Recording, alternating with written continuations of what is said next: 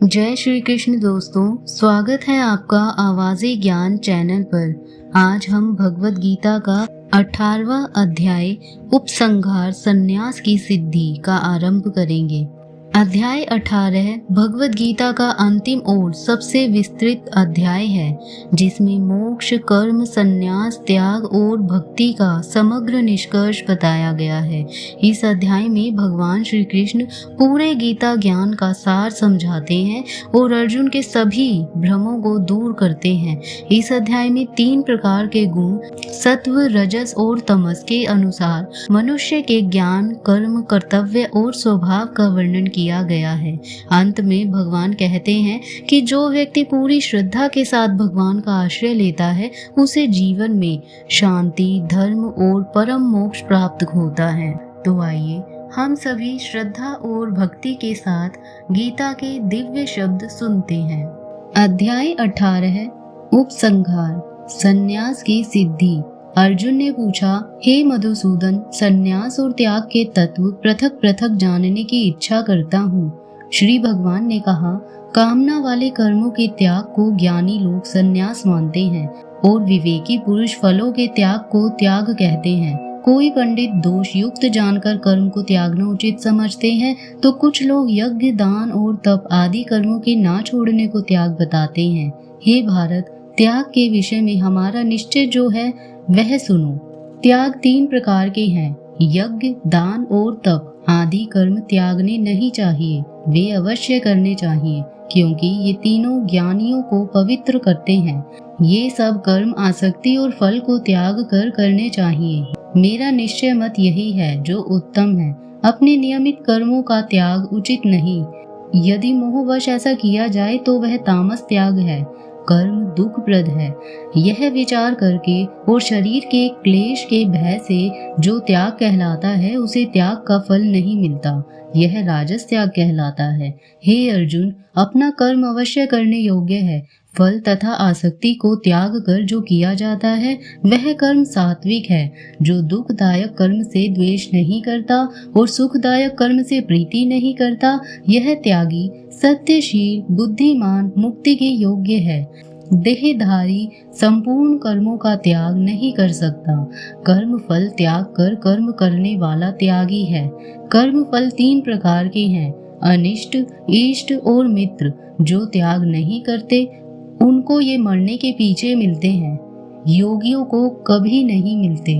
शरीर, वाणी और मन से भला या बुरा जो काम आरंभ किया जाता है, उसके 5 कारण हैं। ऐसे होने पर भी जो केवल आत्मा को ही करता जानता है, वह दुर्मति कुछ नहीं जानता। जिसको यह अहंकार नहीं कि मैं करता हूँ और जिसकी बुद्धि कर्मों से लिप्त नहीं है, वह मनुष्य प्राणियों को मारकर भी उनको नहीं मारता और उनमें नहीं बंधता। ज्ञान, श्रेय और ज्ञाता, ये तीनों ही कर्म के साधन हैं। सांख्य शास्त्र में ज्ञान, कर्म और कर्ता, ये सात्वादिक गुणों के भेद 3 प्रकार के हैं। इनको भी सुनो। जो सब भिन्न भिन्न प्राणियों में अविनाशी अविभक्त सत्ता को देखता है, वह ज्ञान सात्विक कहलाता है। जिस ज्ञान से प्राणियों में नाना प्रकार की सत्ताएं दिखाई देती हैं, उसको राजन ज्ञान जानो। ऐसा ज्ञान जिसमें बिना कारण और तत्वार्थ के जाने एक ही कार्य में लगा रहे, अल्प और तामस है। फल की इच्छा ना करके जो नियत किया जाता है, वह सात्विक है। जो फल की इच्छा से और अहंकार से बड़े यत्न से किया जाता है, वह कर्म राजस है। जो कर्म परिणाम, धन का खर्च, दूसरे की पीड़ा और अपना पुरुषार्थ ना जानकर मोहवश किया जाता है, वह तामस कर्म कहलाता है। संग में रहित अहंकार, धैर्य और उत्साह युक्त सिद्ध और असिद्ध में समान जो रहता है, वह सात्विक करता है। रोग मुक्त, फल का इच्छुक, लोभी, हिंसक, अपवित्रता, हर्ष, शोक से युक्त राजस कर्ता कहलाता है। चंचल चित्त वाला नीच, मूर्ख, दूसरों की बुराई करने वाला, आलसी, विवादी और दीर्घ सूत्री और तामस कर्ता कहलाता है। हे धनंजय, गुणों की तरह बुद्धि और धैर्य के भी 3 भेद हैं। इनको विस्तार से कहता हूँ, सुनो। बुद्धि, प्रवृत्ति, कर्तव्य, अकर्तव्य, भय तथा अभय का बंधन व मोक्ष को जानता है, वह सात्विकी है। हे पार्थ, जिससे धर्म और अधर्म, कर्तव्य और अकर्तव्य ठीक निश्चय नहीं होता, वह राजसी बुद्धि है। हे पार्थ, जिस अज्ञान से ढकी बुद्धि करके मनुष्य अधर्म को धर्म मानता है, वह तामसी है। हे पार्थ, एकाग्र चित होने से इधर उधर ना डिगाने वाली जिस धृति के द्वारा मन, प्राण और इंद्रियों की क्रिया ठीक चलती है, वह सात्विकी है। हे पार्थ, जो प्रसंग से फल की इच्छा वाला है, जो धर्म, काम तथा अर्थ को धारण करता है, उसकी धृति राजसी है। हे पार्थ, जिस धृति से मूर्ख जन निद्रा, भय, शोक, विवाद और मद को नहीं त्यागते, वह तामसी वृत्ति है। हे भारत, 3 प्रकार के सुखों को सुनो। जिनके अभ्यास से चित्त रमता है, दुख का अंत हो जाता है, वही सुख सात्विक है। और जो आरंभ में विष के समान और अंत में अमृत के समान होता है, सुख सात्विक है। जो सुख आरंभ में अमृत तुल्य और अंत में विष के सदृश विषयों और इंद्रियों के संयोग से होता है, उसे राजस कहते हैं। जो सुख आदि और अंत दोनों में मनुष्य को मोह में फंसाता है और जो नींद, आलस और प्रमाद से उत्पन्न होता है, वही तामस है। प्रकृति के इन तीनों गुणों से अलग कोई वस्तु आकाश, पाताल, देवलोक में नहीं है। हे परंतप, ब्राह्मण, क्षत्रिय, वैश्य और शूद्रों के कर्म स्वाभाविक गुणों में बटे हुए हैं। सम, दम, तप, पवित्रता, क्षमा, नम्रता, ज्ञान, अनुभव और परलोक में श्रद्धा, ये ब्राह्मण के स्वाभाविक सिद्ध कर्म हैं। बहादुरी, तेजस्विता, धैर्य, चतुराई, युद्ध में स्थिरता, उदारता और प्रभुता, ये क्षत्रियों के स्वाभाविक कर्म हैं। खेती, गोरक्षा, व्यापार, वैश्यों के स्वाभाविक कर्म हैं। तीनों वर्णों की सेवा शूद्र के स्वाभाविक कर्म हैं। जो लोग अपने अपने और प्रवृत्तियों के अनुसार कर्म करते हैं, उनको सिद्धि प्राप्त होती है। वह सुनो जिसमें सब प्राणियों की प्रवृत्ति हुई है, जिसने सब जगत का विस्तार किया है, उस ईश्वर को अपने कर्मों के द्वारा आराधना करके मनुष्य सिद्धि को पाता है। दूसरे उत्तम धर्म से अपना धर्म ही श्रेष्ठ है। स्वाभाविक कर्म करने से पाप नहीं लगता। हे कौन्तेय, दोष युक्त भी स्वाभाविक धर्म का त्याग न करे। सर्वत्र आसक्ति को छोड़ने वाला, आत्मा के जीतने वाला, इच्छा रहित मनुष्य संन्यास के द्वारा सर्व कर्म निवृत्ति पाकर सिद्धि को पाता है। हे अर्जुन, इस प्रकार का पुरुष सिद्धि को पाता है। वह फिर किस तरह ब्रह्म को प्राप्त होता है, सो मुझसे सुनो। यही इस ज्ञान की परानिष्ठा है। शुद्ध बुद्धि से मुक्त होकर, धृति द्वारा मन को वश में लाकर, शब्दादि विषयों को छोड़कर, राग द्वेष से रहित एकांत में रहने वाला, मिताहारी, वाणी और मन को जीतने वाला, नित्य ध्यान युक्त और वैराग्यवान, अहंकार, बल, काम, क्रोध व परिग्रह छोड़कर ममताहीन और शांत मनुष्य ब्रह्म स्वभाव के योग्य होता है।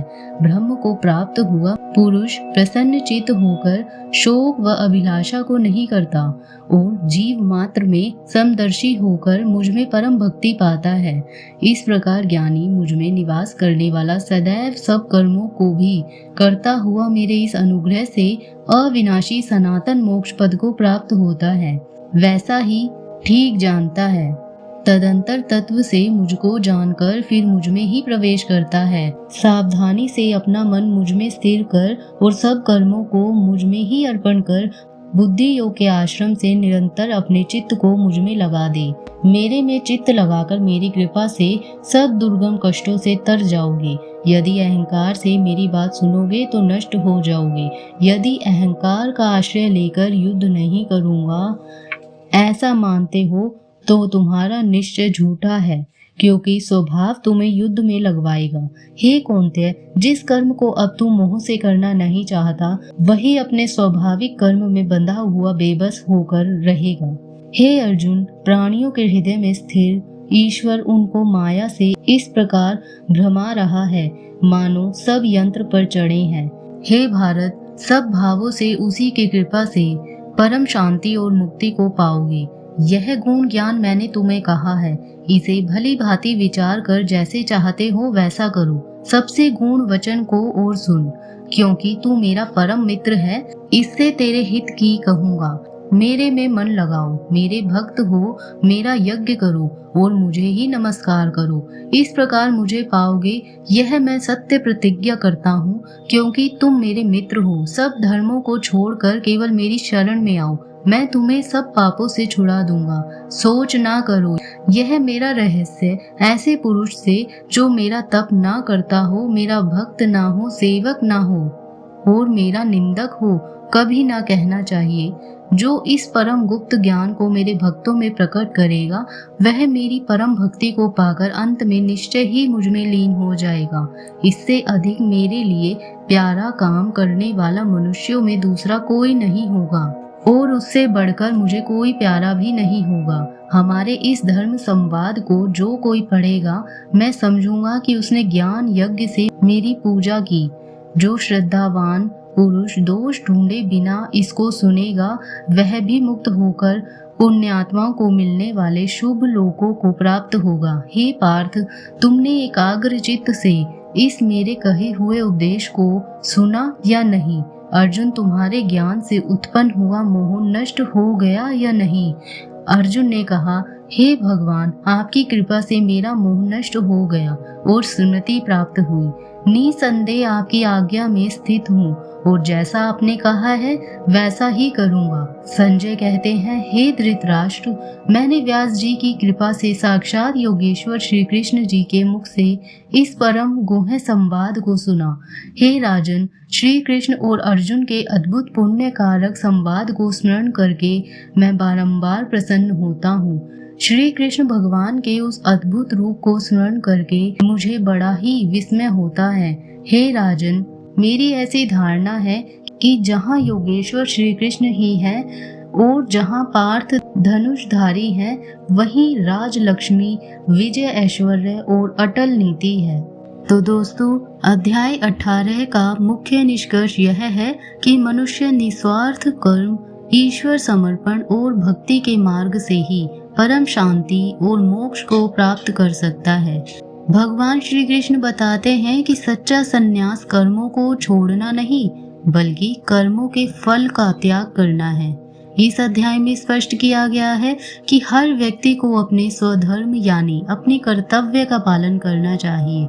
जब मनुष्य अपने कर्तव्य को बिना लोभ, अहंकार और फल की इच्छा के करता है और अंत में स्वयं को पूर्ण रूप से भगवान को समर्पित कर देता है, तब उसका जीवन सफल होता है और उसे परम मोक्ष मिलता है। अंत में अर्जुन के सारे संशय दूर हो जाते हैं और वह धर्म का पालन करने के लिए तैयार हो जाता है। यही इस अध्याय का अंतिम संदेश है। कर्म करो, फल की चिंता त्यागो और पूरी श्रद्धा से भगवान का आश्रय लो। आपके सहयोग से यह दिव्य संदेश अधिक से अधिक लोगों तक पहुँचे, इसके लिए चैनल को सब्सक्राइब करें व वीडियो को लाइक और शेयर करना ना भूलें। जय श्री कृष्ण।